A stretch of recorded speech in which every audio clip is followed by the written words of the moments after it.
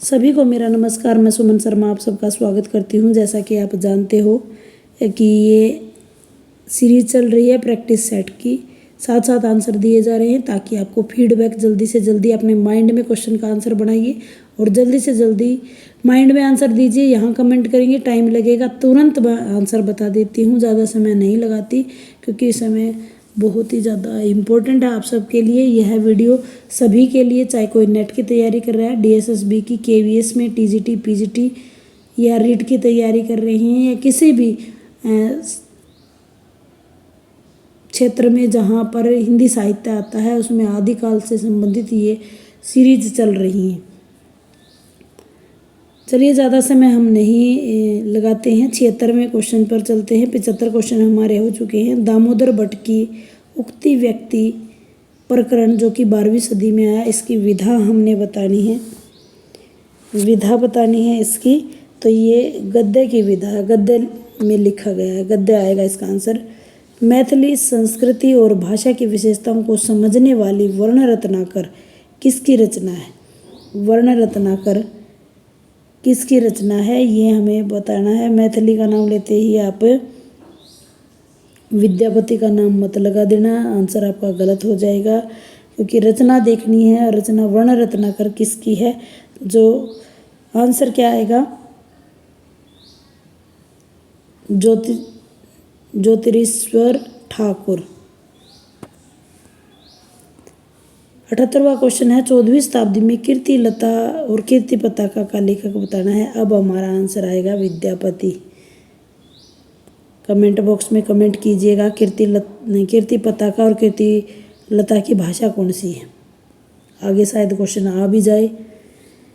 जयदेव की श्रृंगारिकता, देखिए श्रृंगारिकता एक बार बार मैं आपको बताना चाहूँगी, श्रृंगार जो है हर बार कंपटीशन में पूछा जाता है। हम ये गलती कर देते हैं, यहाँ रे लगा देते हैं तो ये गलत हो जाता है। ये श्रृंगार जो है गलत है, श्रृंगार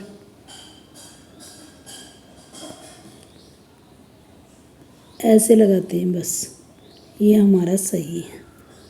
जयदेव की श्रृंगारिकता और कालिदास की स्वच्छंदता का स्पष्ट प्रभाव किस रचनाकार, निम्नलिखित जो रचनाकार हैं उनके किसके ऊपर पड़ा है? तो ये है आंसर है इसका विद्यापति। जैसा मैं बात कर रही थी, यह जो प्रश्न हैं वो लिए गए हैं हिंदी भाषा और साहित्य का वस्तुनिष्ठ इतिहास प्रभात प्रकाशन की ये बुक है और हेमंत कुकरेती और सुमिता कुकरेती इसके राइटर हैं। बहुत ही अच्छी बुक है, अगर चाहो तो आप इस बुक को खरीद सकते हो। बहुत ही अच्छे वस्तुनिष्ठ प्रश्न दिए गए हैं और मेरी ये चॉइस क्यों है? क्योंकि बहुत अच्छा और ऑथेंटिक इन्होंने मटेरियल इसके अंदर दिया गया है, इसीलिए मैं यहाँ इसको आपके सामने प्रस्तुत कर रही हूँ। अगले क्वेश्चन की तरफ चल रहे हैं। जन प्रचलित पद्य, पहेलियाँ, मुकरियों का प्रभावी प्रयोग करने वाले आदिकालीन कवि का नाम बताइए। तो मेरे ख्याल सभी इसका आंसर सही दे पाएंगे। तो आंसर आप अमीर खुसरो।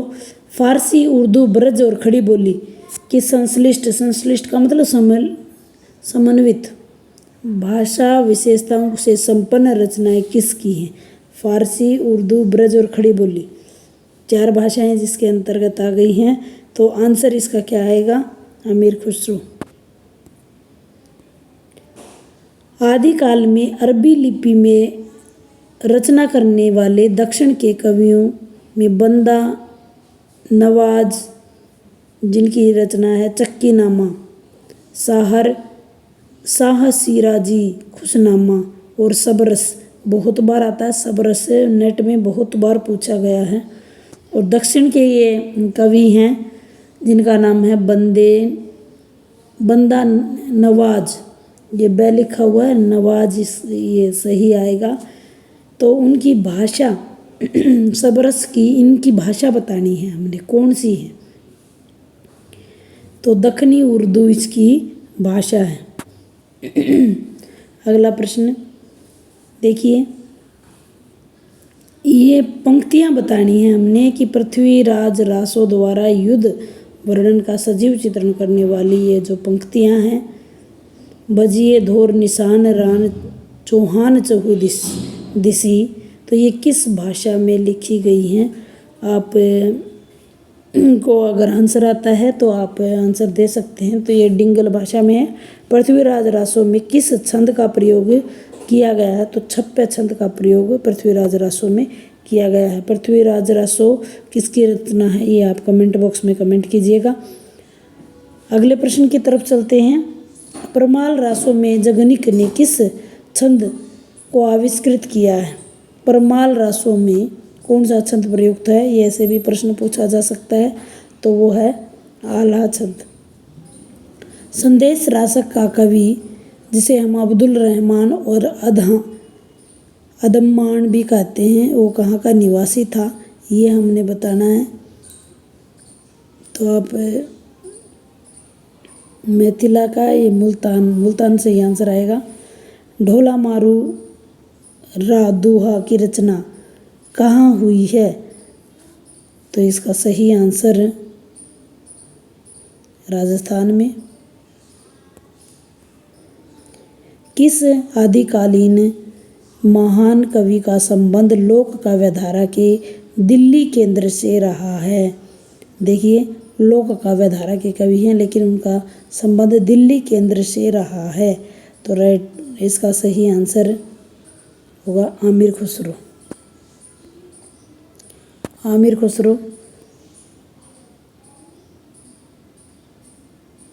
नेक्स्ट प्रश्न है, उक्ति व्यक्ति प्रकरण रचना जो है वो दामोदर भट्ट की है। वो कहाँ के रहने वाले थे? तो अवध के रहने वाले थे। सही आंसर होगा स, अवध। ब्रज विद्यापति कहाँ के रहने वाले थे? आपको पता ही होगा, मिथिला कोकिल उन्हें कहा जाता है, मिथिला के रहने वाले थे। अगले प्रश्न की तरफ चलते हैं। संस्कृत प्राकृत की दूत काव्य परंपरा का प्रसिद्ध अपभ्रंश दूत काव्य आपने बताना है। तो वो संदेश रासक नाम से ही पता चल रहा है, दूत यानी संदेश देने वाला। नेक्स्ट प्रश्न है, नृत्य गीत और अभिनय की संश्लिष्ट उपस्थिति निम्न में से किस साहित्य रूप में दिखाई देती है? नृत्य और अभिनय का मतलब है एक्टिंग करना, तो रास साहित्य में हमें दिखाई देती है। नेक्स्ट है, जैन कवि शालिभद्र सूरि का आख्यान गायन विशेषताओं से युक्त कथा काव्य आपने बताना है कौन सी रचना में है? जैन कवि शालिभद्र सूरि। अगर आपको इनकी रचना का नाम पता है तो आप आराम से बता सकते हैं। इसका आंसर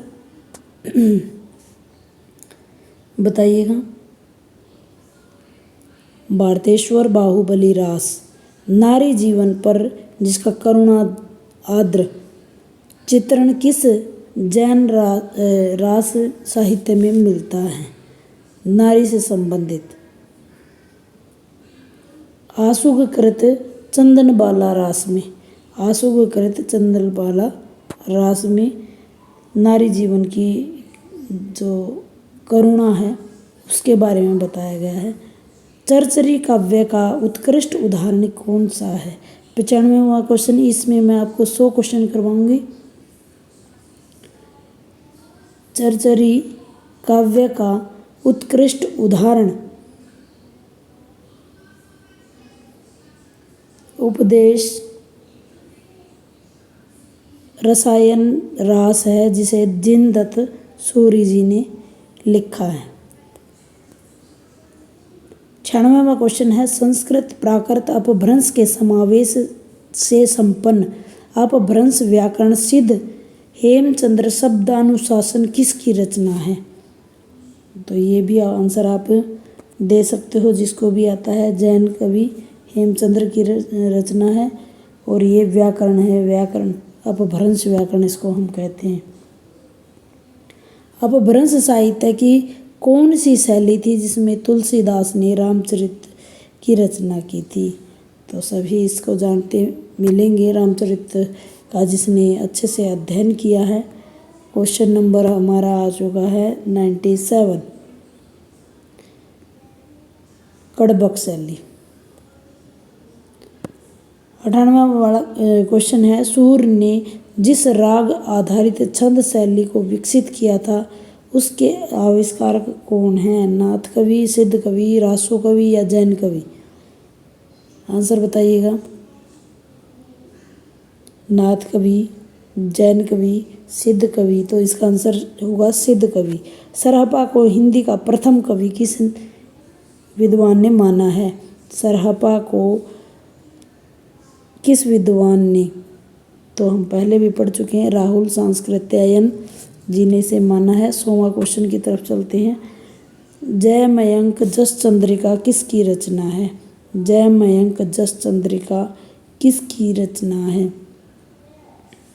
तो ये जैसे मयंक से याद कर सकते हो, मधुकर कवि। मयंक से याद रख सकते हैं आप, मधुकर कवि। कंफ्यूज नहीं होना, अपने बार बार रिवीजन ही इसका सही उपाय है। उम्मीद करती हूँ जानकारी आपके लिए सही होगी।